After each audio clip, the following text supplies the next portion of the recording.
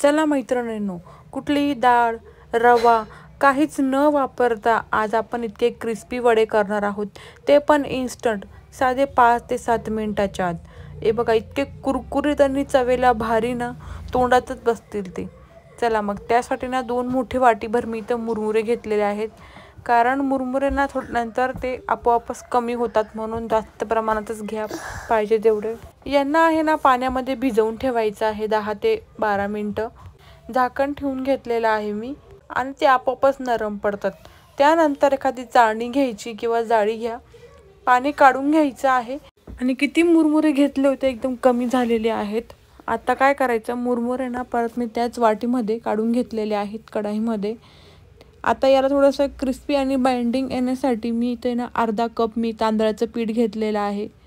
तांदळाच्या पिठामुळे त्याला खूप छान बाइंडिंग येते. रवा अजिबात नाही यूज केलेला मी इथं.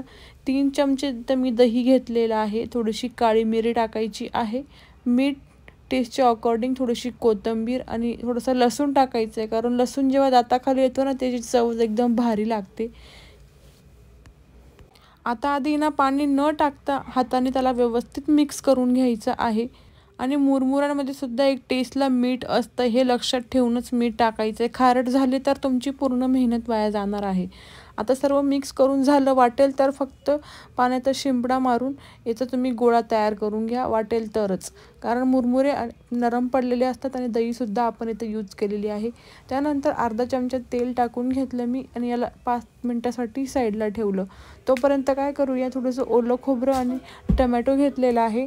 1 चमचाभर तेल गरम करून त्याच्यामध्ये थोडंसं लसूण टाकून छान त्याचा कलर चेंज होईपर्यंत भाजून घ्यायची. टेस्टच्या अकॉर्डिंग मिरची टाकायची आहे. 2 चमचे मी इथं फुटाण्यांच्या डाळ्या घेतलेल्या आहेत. डाळ्या नसतील तर तुम्ही थोडे शेंगदाणे टाकले ना मूठभर तरी चालतील. आता सर्व जिन्नसला भाजून घ्यायचं आणि ह्यामध्ये मिक्सरच्या जारमध्ये ओतून अर्धा चमचा तेल, थोडंसं मीठ आणि त्याला अजून एक टेस्ट देण्यासाठी थोडीशी शेव टाकलेली आहे, थोडीच नॉर्मल द्या. पाणी टाकून त्याची पेस्ट तयार करून घेतली. एका बाउलमध्ये ओतून घेतली. तडका पॅनमध्ये 1 चमचाभर तेल गरम करून घेतलं. मोहरी हिंगाची फोडणी देऊन घेतली. कोथिंबीर टाकायची आहे आणि ही तडका आपल्या चटणीवर टाकून सुपर टेस्टी आपली चटणी तयार होते. त्यानंतर आहे ना हाताला थोडंसं तेल लावून घ्यायचं आहे. पीठ परत मळून घ्यायचं. छोटे छोटे लिंबा एवढे गोळे तोडून घ्यायचे आहे. त्याला हाताने दाबून घ्यायचं पेड्यासारखं आणि मध्ये एक होल करायचं आहे, म्हणजे आपला वडा इथं तयार होतो.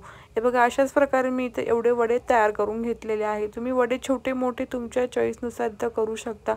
तेलसुद्धा गरम करून घेतलेलं होतं मी लगेच साईडला आणि हे वडे टाकून घ्यायचे आणि छान क्रिस्पी होईपर्यंत मीडियम गॅसवरती याला तळून घ्यायचे. हाय गॅसवर नाही तळायचे, कारण ते वरून तर होतात क्रिस्पी पण अजून पूर्ण कच्चे राहतात. आणि हे बघा, त्याला किती छान आणि सुंदर असा कलर आलेला आहे.